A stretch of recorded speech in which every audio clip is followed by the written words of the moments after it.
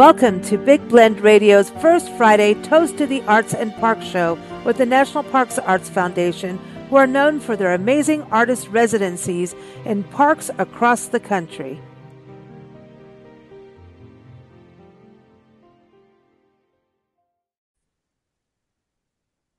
So everyone, today we're so excited because we have the president of the National Parks Arts Foundation back on the show, Tanya Ortega. Not only is she the president and founder of, are you the president, Madam President? Do I get to say that, Tanya? Yes, founder? thank you. She's the Madam President. We like Madam Presidents. But she's also an amazing photographer. And I think, before we get into today talking about looking at National Parks Arts Foundation, NPAF, as we say, for 2024, what people can look forward to.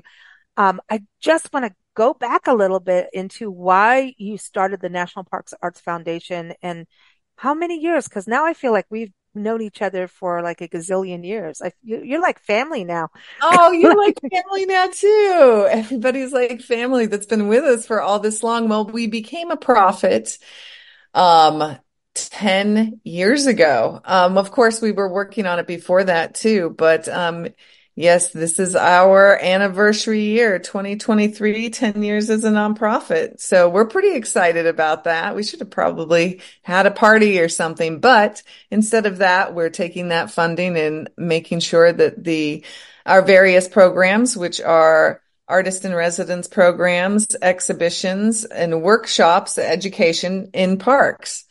So the reason that about this, Lisa, so cut me off at any time you want, is because the park started because of artists. So, as you know, in Yellowstone, the government sent out a couple of artists, and the Congress was convinced when they saw Moran's watercolor drawings in his painting book. He's doing watercolor, and they saw it and they said, well, what was to become the Park Service, these lands are worth it. So it is because of artists that the national parks were started. So there is a legacy in the parks of artists making sure that people know about the parks. And what's interesting about that too is even if you aren't able to go to a park, there's a great importance of artists. And by artists, we mean musicians, painters, everybody who is an artist, to be able to bring the park outside of the park for the people. So the reason that it started is because I saw that as a need during my the first park that hired me was Yellowstone. So I was able to see the archives and be able to see some of what Moran had at that park, just because I love to go through the archives and find out about that stuff. And that was in the late 1980s. So it's a need. It's a need that has to be filled because it has, art affects everybody, babies through seniors. It does things to move mountains as far as getting an understanding of park resources and the importance of parks. I love that because it's, the history of that. When people really dig into it, it's like interesting how they had to take things on trains with big paintings. And then, like you've got to think about what art was like back then and transportation back then. And if it wasn't for the arts, there's no way this would end up on the map. Always talk about, obviously Ansel Adams, but Susan Thew. That's her whole name. Just look it up. Anyway, she went out on horseback, and this is in the 30s and 40s, on horseback to photograph and document what was then General Grant National Park, which is now Kings Canyon and Sequoia. And because of her, she actually inspired Ansel Adams to stand up for these parks and to get more land. And we have bigger park systems because of her in that region and those two parks. So there's all these adventuresome artists that went out there camping, hiking, doing this. And you've got to think it's not like what we have now, right? And in regards to, let me, do this and send the image to a gallery over here, via WeTransfer or something. You know what I mean? We're all so digital now, and we didn't have that back then. They, even getting somewhere in car by car was not even feasible back then. It was like a big deal. So that's what's so interesting to me about this, you know, system of parks that we have that inspired other countries to have national parks. It started here, and it all started with the arts. So I love that, and I love, Nancy and I, we've been doing these shows with you for years, and interviewing artists that are residents in the park, and it's so interesting to hear ones, as they go in to a residency, which is a full month, which is pretty unheard of, and amazing to be able to just shut off from regular life and just focus on something specific. They all change what they think they're going to do in parks. I think just about, I'm 99.9%, right? Have changed Oh, their focus of what they're going to do, oh, but have come through well, learning new skills too. That's the other thing, right? yes, they get inspired. And I mean, to talk about the woman who did Sequoia Kings Canyon on Priscilla horseback. Thew. It's Priscilla Thew. Yeah, I got it right now. She, I mean, she said to herself, I'm going to do this, and set out on her own and did it. And wow, those types of people who want to make a difference are so important and so valuable, so rare, that it's a necessity. I'm Hmm. so proud of people like that. Yeah, So especially women. we create this platform for people to be able to do that in Hmm. a way that is recognized, Hmm. um, which is important too, because the parks are receiving a great gift from these artists that Hmm. it just lasts forever.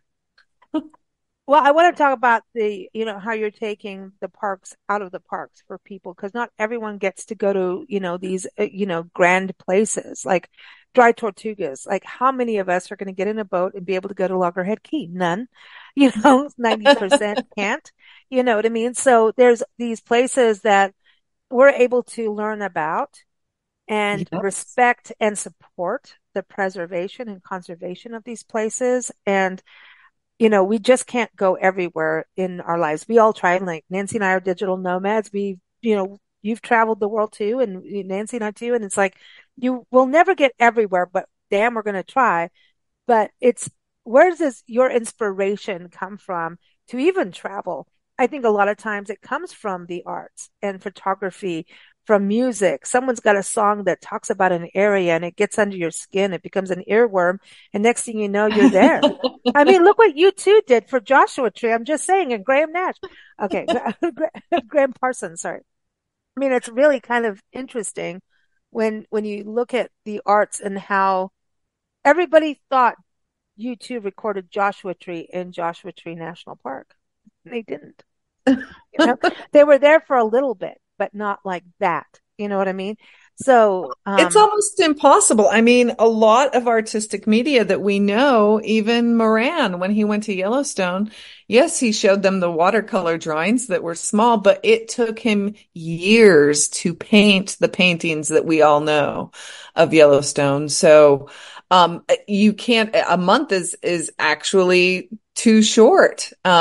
mm, But and that's another thing you said, that people often change what their proposal is, and they don't necessarily change that because that's kind of something, but they do sometimes. But what happens is they get more inspired, and so they add on more projects, and then they want to come back. A lot of people are coming back. In fact, Shiswang Yang, who is oh at yeah. Hawai'i Volcanoes National Park, she's going to have a concert in February. Oh, shoot. It's not official yet, but hopefully she will be having a concert at Hawai'i Well, I know Volcanoes she's back in National Park. Hawaii. She was just on our show, and Yeah. everyone will put the link to Shiswan's latest interview in the show notes for folks. And I mean, that's the thing. You've had like Alice Lease has done a lot of repeat, residencies as well. And you've had some artists that have a continuate, like Andy Warner, who's like had this continuation of a story going through his work as a comic artist. And so it's really interesting to see how artists progress and then they have, there's an application process. So for artists, musicians, this is open to everyone. There is an application process and then it goes through jury. And if you don't get through the first time, do it again. Every artist that we've interviewed always says, just keep going. It just is what it is. Move forward. Don't stop applying to do it because it's changed their lives. Everything I've heard from artists, it's like, this has helped their resume. It has helped them hone their craft, helped them in so many ways. And the parks gain from it. The viewing or listening audience has gained from it. So it seems to be like this giant win-win-win. We don't just like win-wins. We like win-win-win-win here. We're the big It blend. We really like a is. big win. We like the big wins, but that's what it seems like. It's been years that we've been doing this, but like you see these artists that will go back and see something else because you can't go to a park once and think you know a park, it's different Hmm. every day. Like Hmm. Chaco, the weather changes, the shadows change. It is, right now it's snowing there as we Isn't talk. Chaco beautiful? Oh my gosh. And I think I might have mentioned it before, but we are now in partnership with the Interior Museum.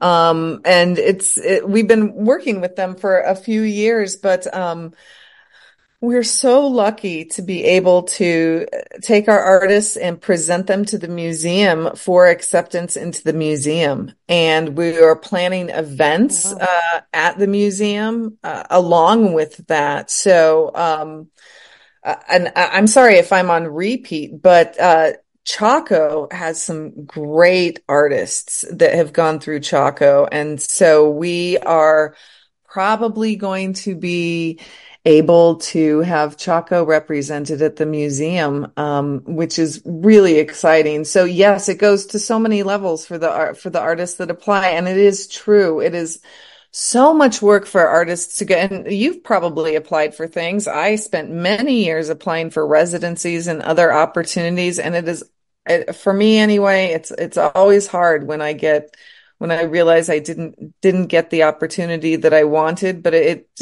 takes doing it over and over again sometimes. Sometimes you'll just get it on the first try, but it's a lot of work. And we're all artists at National Parks Arts Foundation, and we respect not the time that it takes to apply to these things. And Right. also, it sounds wonderful to be inspired and have another thing come into your mind when you go to the park and you're there. And but it's a little bit like, oh, I'm so inspired. Now I have another project I want to do. Mm, For the artist, as an artist, as myself going, that always happens to me when I do residencies in national parks, but I love yeah. it. I understand that completely. Look at us. Like Nancy and I traveling, like, oh, now we have to do this magazine. No, now we have to do that. It's rabbit holes, but that's the good thing in life. When you're inspired by something, God, that's truly living. And I think that's, the thing that the artists that apply and they produce something, they do a show. Sometimes it's a demonstration for the public, even at the park. We're post COVID now, right? But you never know. But the arts transcend. And once They do it's out there in a forever. memory or a feeling. Like if you've seen an artist demonstration, that may be a temporary thing if you don't have something tangible in your hands or something you can take home to listen to. But that memory is ingrained in you. Like you watch what an artist goes through to create something. And it's like, oh, wow, I've learned something. And right now, I think so many people are traveling through wanting experiences, and it's got nothing to do with age. It doesn't really matter from all the stuff Nancy and I do in tourism work. What we're seeing is so many people want experience. They want something transformational. And as an artist, I think that's what art is. It's transformation. It's always about transformation, isn't it? In a way, it's like integrity and transformation hold hands. And here it is. We're going to create something that moves and maybe changes your mind or makes you feel something. And that's what I think the artists are doing in the parks, no matter what they're doing. And it's not just plein air painting. I'm just saying nothing against plein air painting because that's hard to do.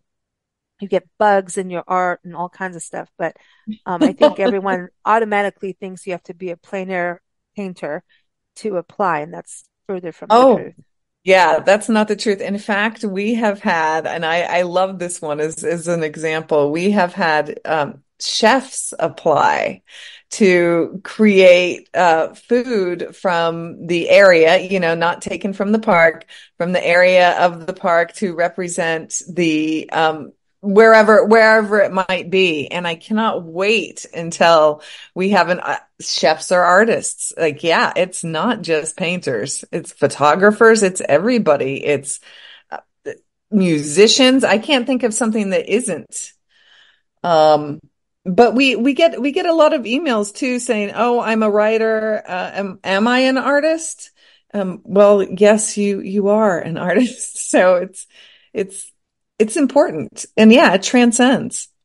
I love that. It's like, am I an artist? Yeah, because um, you had Zoe, the science writer on the show with Mhm. us, that was in Hawaii Volcanoes National Park. You've got a lot of people that are documenting and then taking it in, again, transformation, transforming it into something that the public can understand. And that's what the arts is, like that vessel to get that information into us. Because whenever we think there's that 80% of us that are not nuts and bolts people with like into like hard facts and the fine print. Like when you hear about fine print, don't you kind of want to turn away? Like I know you have to do that in your work for everybody being able to be in parks, all the permitting processes and all that stuff that none of us want to know about. You guys do, which is Yeah. like, I don't know. You need to Yes, take up drinking wine like Nancy and I for that. But, we do a that's what lot of that. the arts are a way for us to ingest information and learn and feel and without having to read the fine print, but then maybe be inspired to read the fine print. Does that make sense? To actually learn more.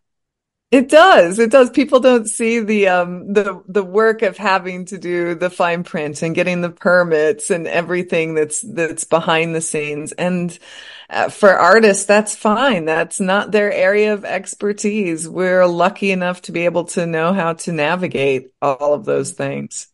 So, Oh, yeah, you have to deal with government and all of that. That is because parks are national parks are federal. You've got state parks. I know you work with all kinds of parks and communities, right? Not oh yeah, just national parks. yeah, all kinds of parks. It is a national program. Mm, So that's yeah. national parks. Yeah, but it's a lot of times that's too much for an artist to do. Most of the time, it's different than being an artist. It's a whole nother job.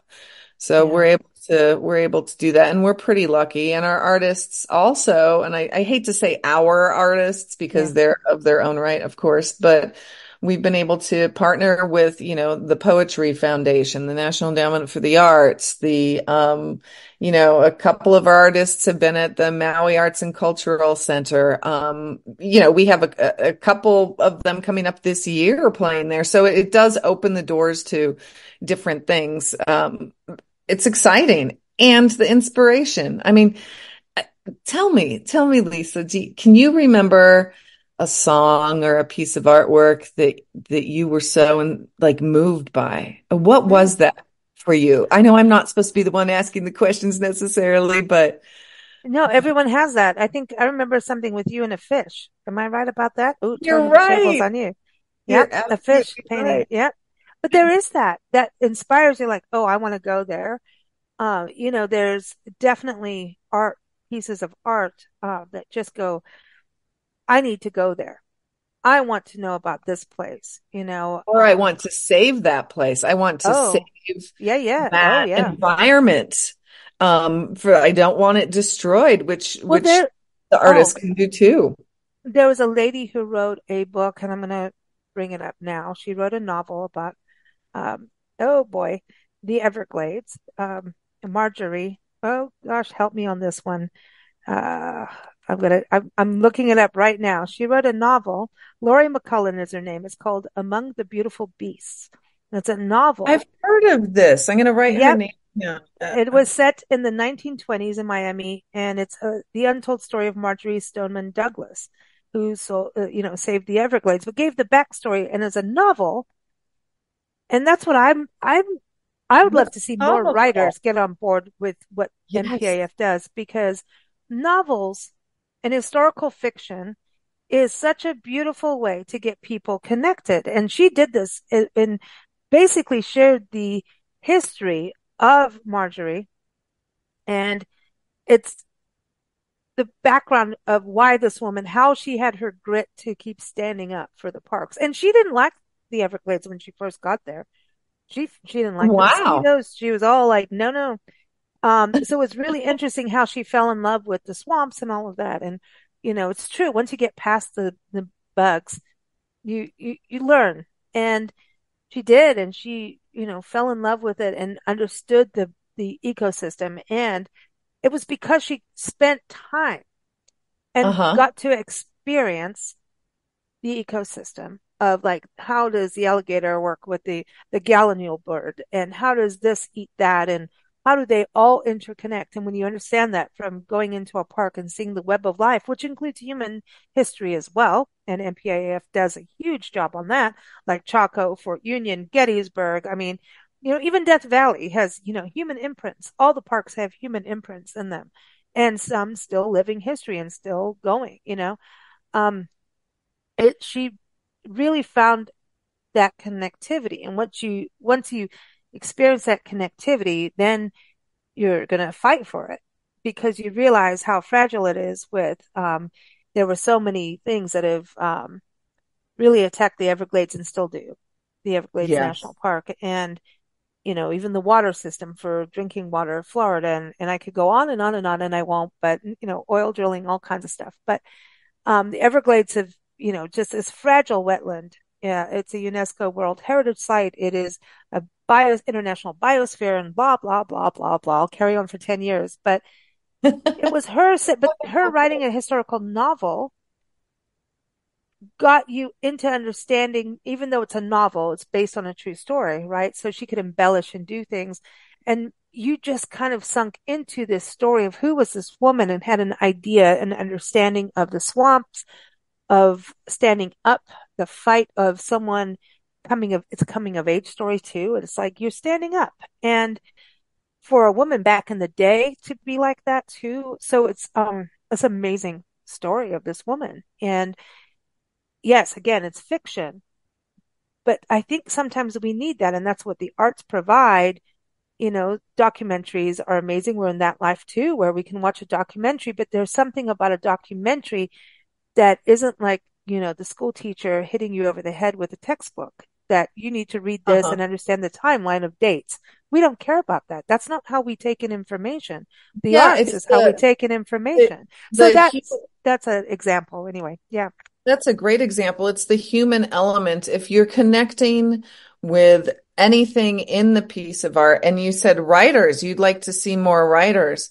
There is a great writer, Roxanne Varsi, who, what is her latest book? I think it's called Death in a Nutshell. And so it is not historical, but she brings you into the story. So, and it's set in a park, and her other books that she's doing with this too are also set in parks, and she brings you in, even though it's not historical, but very accurate. I was so impressed by her notes and everything, but it tells a story. And I realized in reading this, even though the story itself is something, and the scene, and it does have to do with the park. That's what brought me in to understand the resources and the importance of the park itself. So when you say writers, it's very important that writers apply. We have many writers on our boards. But something like a book will take a long time to create. When people expect that a media, we're easy. We pick up a book, we can read a book. To be able to create that book can take years, Hmm. years. And even the films that we've had, and we've had screenplay writers and different people too in our national parks, and those can take sometimes 15 years to actually be made. But anyway, it was wonderful to see a writer inspired by the parks and have the setting as the parks. And it Yellowstone is incredible, of course. So Mm. So for NPAF, the National Parks Arts Foundation, if a writer did apply and say, I want to do this as research for a novel I'm doing, would that be something you would look at? Because it takes so many years to actually write, be edited, and then actually go out and be published, whether they're self-publishing oh, we or understand having that. someone. We understand that definitely. Um, because it just can take, I mean, if Moran's paintings took many years to paint, that's another Hmm. historic part of arts in the park. Some artists can do things really quickly, but we respect that. We know what that looks like. We know that it can take a long time for a great piece of art, whether it's a book or a concerto or anything, or even a painting. Great things most often take a long time. So yes, we would definitely look at that. Well, that makes sense because even, right now as we record this, we're in Eugene, Oregon, and we'll be here while it airs. And we drove across country, and of course, we had to go to National Park, Petrified Forest National Park, and the Painted Desert. And there's so much history there. We went past Gallup, and I'm like, Tanya, I saw the signs to Chaco. I want to go back. But we dodged a little bit of snow, so it was good. But going through there, and you look at this geology, I'm dumbfounded every time I go to that park. I'm just absolutely dumbfounded by the geology. And you have to understand that took a gazillion years to create that. Petrified wood doesn't just happen overnight, just like art. It took years Exactly. for those colors to come through and those, hoodoos and oh my gosh, it is just amazing and it blows my mind. And I think the other thing that artists do, and this is, I'm going to just go off here in a little tangent. So everyone thinks, no, I got to take that back. I can't say everyone because that's not true. I don't want to generalize, but our part, um, enjoy the pictures, make your Instagram posts and all that stuff. It's great. There's so much more than just driving through. And then, like when we drove through Petrified Forest National Park, it honestly bugged me because we were driving through.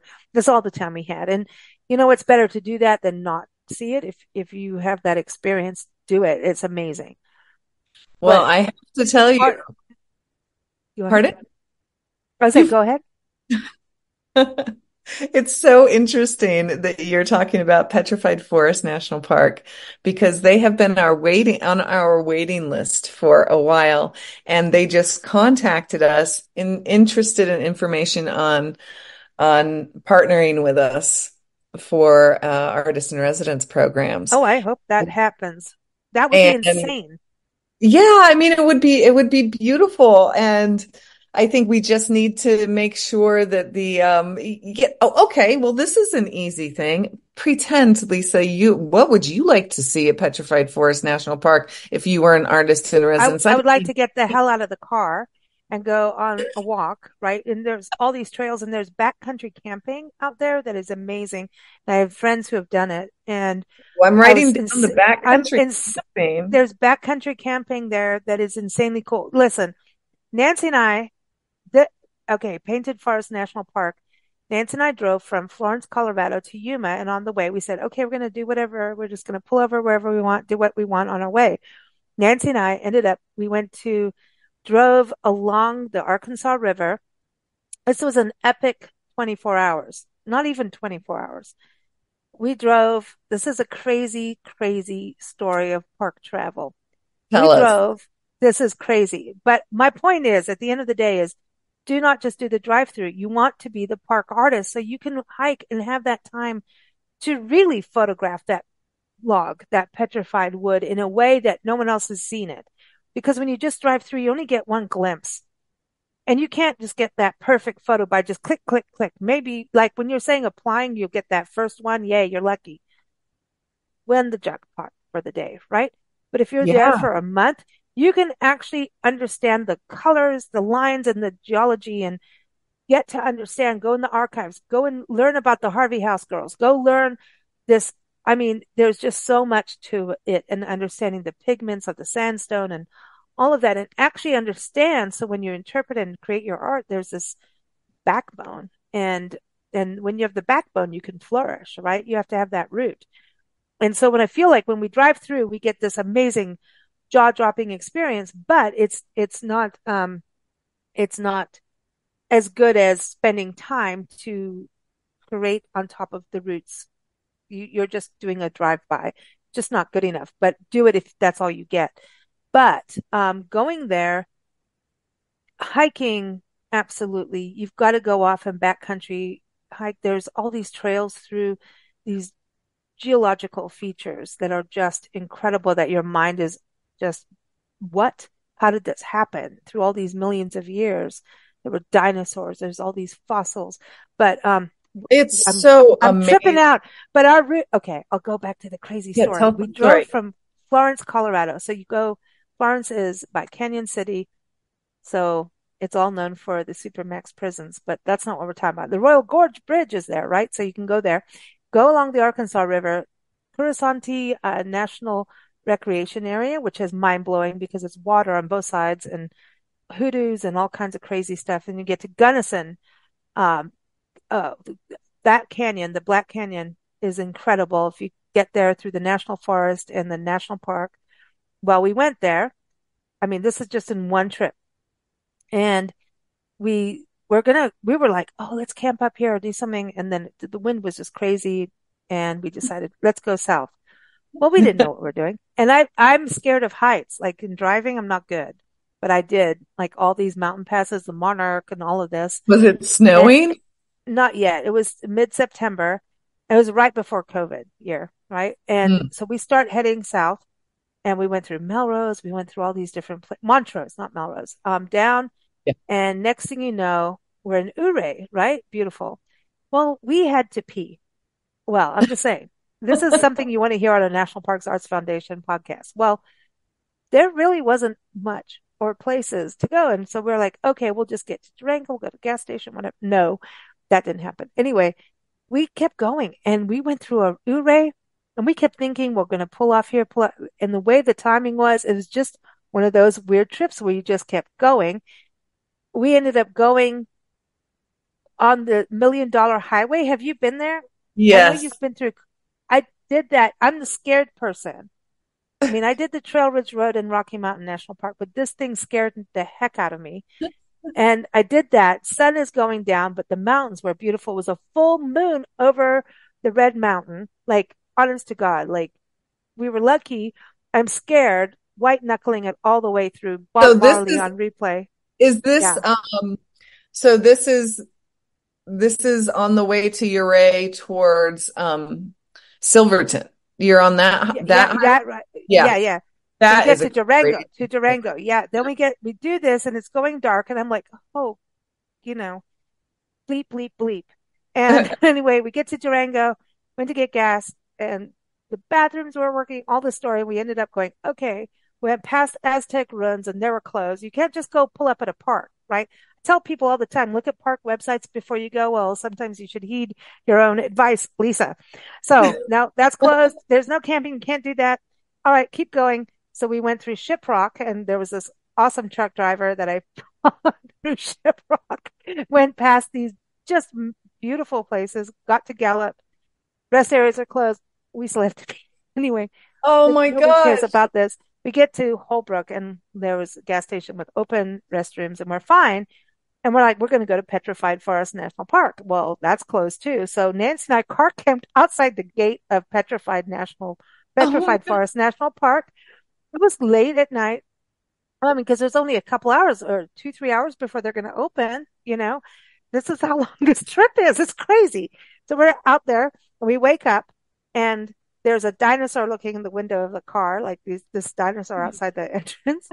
And there's a school bus of kids coming to pick people up outside there's like a little community. Anyway, the most amazing sunrise we did see, like meteor showers and the stars that night were incredible. It was the closest we could get to camping in the car. It was a dark sky and it was insanely cool. That morning we drove through and we went from the bottom up to go down, which is weird, but that's just the way things happened that night. And I have to tell you, I've fallen in love with that place. And so we just recently redid it. And just even the lighting change in a few years, just the lighting of being there in a different day and a different season is Different seasons. incredible. So Yeah. I think that's amazing about how you've had artists come back into a park. And the Hawai'i Volcanoes National Park has got to be one of those epic ones of always documenting change because you're, it's a volcano, it's changing. And you've Yeah. had volcano eruptions during your residency, like not necessarily during the residency, but, you know, as NPAF has been and people have been able to go into the park and see the changes. And a lot of artists are just, that's a big highlight for them is to see change and to document change and create from that because we all know in art things are changing. So, that's the thing. Just driving through is great, but being able to spend time to get the lighting right on a photograph, not just take it on Yeah. Instagram and put a filter. That was my point. It's just, you can have these epic, crazy road trip stories, which are great, and we live for that.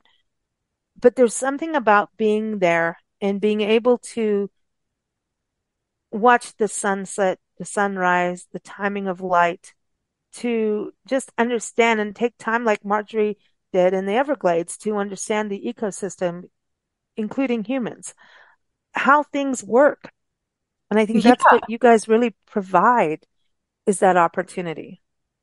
Oh, That was a thank long-winded way of like you. giving you a crazy, and we did get to pee at the end of it all, but that was a long way to hold it.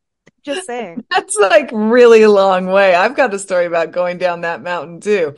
But Just don't pee down the mountain. yeah, that's a long trip. No, I had to take a Greyhound bus from Oregon down to Santa Fe one time. I might have told you Whoa. this before. And so the bus was there was a snowstorm, and the bus was the last vehicle that was let down that highway during the snowstorm. So there's a whole bunch of us in this bus, and then all of a sudden, this bright light shines into the bus, and it's nighttime, right? So it's just like this bright light covers the whole bus, and I'm basically probably the only one who's awake. And I'm just like, oh no, what's going on? Aliens? What? No. Oh, I have no cool. idea. What had happened is an avalanche. We barely missed the avalanche. And then he decided he was going to back up and the roads were icy. And I said, nope, I'm getting out of the bus. And a lot of people followed me out of the bus. And it took, I think it was 6 hours. But they have cabins. There's cabins, by the way, that people, who work for the parks are in with, snow patrol and things like that around there. So we got help pretty quickly, but it was 6 hours to clear that thing. So we can, by the way, at Durango, I just got off the bus. Wow. It was too much for me because the bus almost went off a cliff. And the driver was determined to do whatever. And I was like, I'm not, because that is a sharp drop. There was no way I was going to be involved in that. So yeah, Wow. all snow. I think the snow was like 4 or 5 feet, something. It's probably bigger in my mind than it actually was, but wow, that's quite a drive you took. That's crazy. That's crazy. And I just saw a Greyhound bus the other day. I haven't seen one forever. And I saw one. And I'm like, is that really a Greyhound? Nancy, is that a Greyhound? She looked, it's a Greyhound. It's there. They still exist. Because you don't rarely see it anymore? That's crazy though. I mean, an I can't avalanche. even remember why I was taking the Greyhound instead of flying. I can't remember why, but But I think it was an emergency. I had to get to Santa Fe for something yeah, really, fast. And so I couldn't get a wow. ticket. It was just like a straight shot on the bus. Wow. But yeah, but this is okay. So getting back to national parks and national park travel, things happen in parks, things happen with weather. And I mean, Dry Tortugas, there's been times where like hurricanes came close and stuff. So if you're going to do that residency, you have to, go through some training, right, for you to be able to stay on Loggerhead Key. Cause basically you're off grid. Two people. And every time I tell people, they're like, I want to do it. And then I'm like, do you really? You're off grid. There is no social media, which attracts me heavily.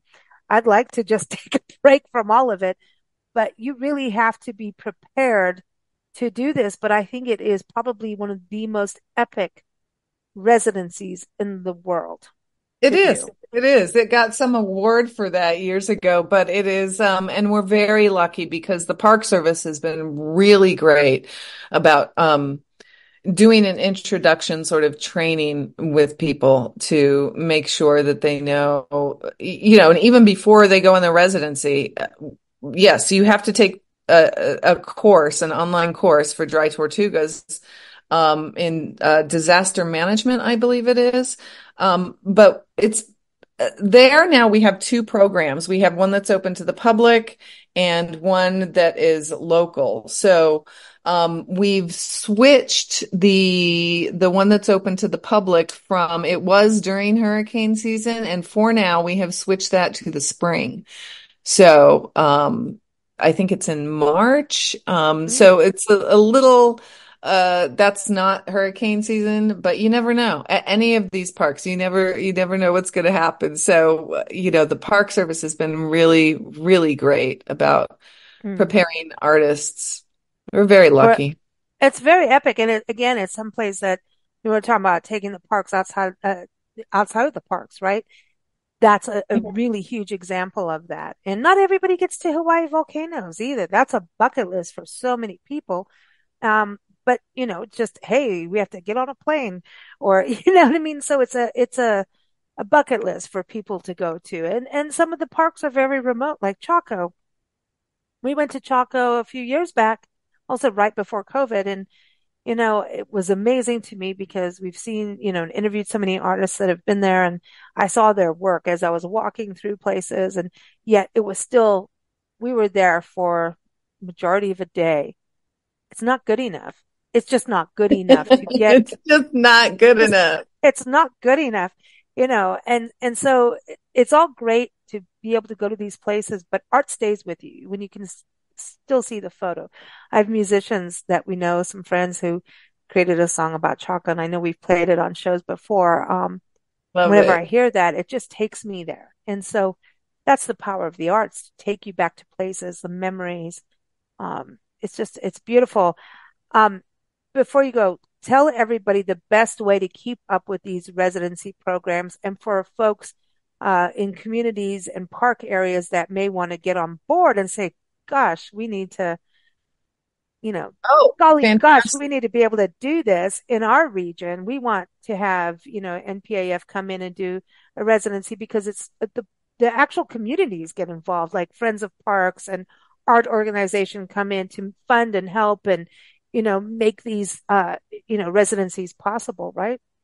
Yes, that's great. And we love it. We love it when people get involved with it. So our general email is info@nationalparksartsfoundation.org. And that's the best way. We read every single one of those emails. And if it needs to go to administration, we'll push it up to admin. And we do have parks applying, and that's what it takes. It takes parks applying for our programs, contacting us, and that's kind of where we're at with Petrified Forest. So, Mm.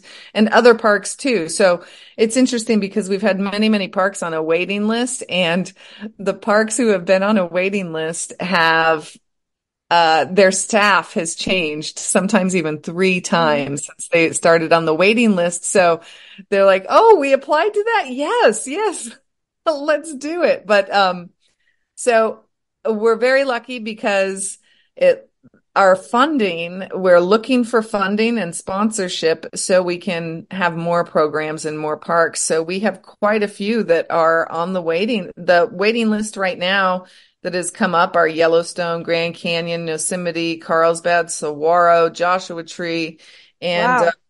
yeah, and other state parks too. So, and Cool. we are able because we are going to be doing a lot of funding work this year to be able to open it up for years to come further. So I love please, it. if anybody would like these programs, please email us because we Yeah. need these. The parks I, needs these. And that's the other thing is we have AI and all this crap happening. Sorry, see, I'm allowed to say that word. I don't know. But honestly, as we go into this, the artists that go in here and writers and musicians and, all genres, right? Yep. They come out and it's actual art made by a human. And I'm not anti-AI. There's some good things and some negative things, and we're still working with that, right? And it's going to take a while for the world to deal with this, but this is real. So when you see an artist do a demonstration, that's an artist, a real human being. It's a So real thing. Yes. yeah, it's the real deal. So a robot is not on Loggerhead Key and the Dry Tortugas giving you like art. This is real. It's kind of like interesting, this AI thing. It reminds me of when you go to a zoo and the elephant paints or the monkey paints something for you. Like, I'm not saying that animals can't paint. I'm just saying, it's like, what are we doing? But, there's some good Well, parts of it. there are But some really good parts of it. And you were talking about Dry Tortugas. We partner with the Key West Art and Historical Society. So we're able to have our artists, this partnership is fantastic because we're bringing that, what the artists experience to the public.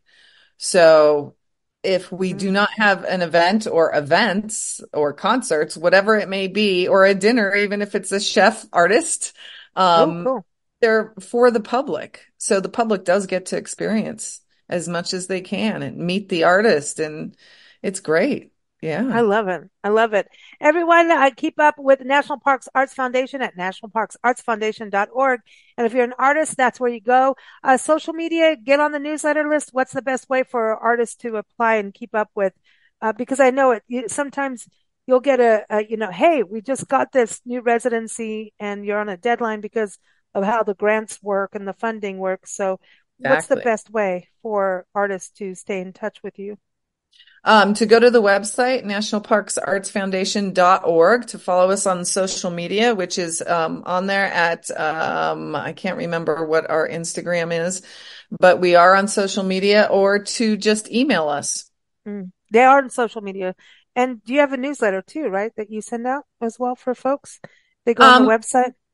Yeah, we don't do a newsletter right now, but they can sign up for our email list. And the email list is, we don't like to be heavy on mail for Yeah, people. I know that I like delete half of mine. So if it's important, we email and remind for reminders of deadlines and that mm, kind of thing. So, cool. and we might even have a fundraiser and email people if they would like to contribute. And that's an Awesome. important part of it too. Yeah, to be a patron of the arts, celebrate Yes. the arts and support it because we all need the arts in our lives. If we had no art, it would suck. If we had no national parks or parks, life would suck too. So, you're you're unsucking our life. Let's put it that way. Thank you. That My new sounds good. logo. I hope everybody heard that in the correct way.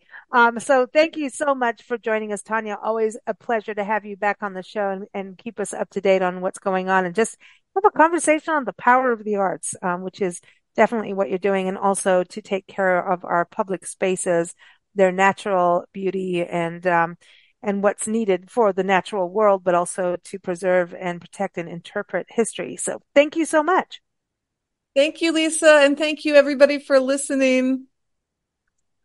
Thank you for joining us here on Big Blend Radio's first Friday Toast to the Arts and Park show with the National Parks Arts Foundation. Learn more about their amazing park artist residency programs. Go to nationalparksartsfoundation.org. Keep up with our shows at bigblendradio.com.